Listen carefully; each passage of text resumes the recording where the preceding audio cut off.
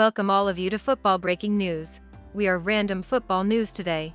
The following are the details of today's content. Kalvin Phillips is ending his own World Cup campaign before it even begins. Kalvin Phillips admits he's relieved he hasn't failed in his bid to get fit for the World Cup after dropping weights in his legs in the gym. The Manchester City midfielder underwent shoulder surgery in September before undergoing 2 grueling training sessions in the race against time to feature in England's trip to Qatar. While Phillips played just 14 minutes of football before announcing Gareth Southgate's squad, he cut back and flew to the Middle East with 25 of his teammates last week. "My shoulder is fine now. I had surgery about 7.5 weeks ago," he said. "It's been a 12-week recovery, but with everything I've done more than I should have.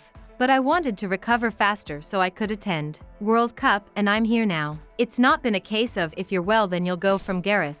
But when I told him the current situation, he made it clear that he wasn't going to tell me what to do. He basically told me that whatever decision I make, I need to be 100% focused on that decision, and if I recover well there is always a chance to participate. I think after 2 days, I started right into football and did some small movements on my shoulders. After a week, when I had a bit of range, I did 2 sessions. I was inside heat chamber to get used to this heat." Despite his best efforts to get to Qatar, Phillips conducted his first media briefing with a cut in his flip-flops revealing a leg injury, revealing at the end of the session that he almost ruined his chance to play in a tournament.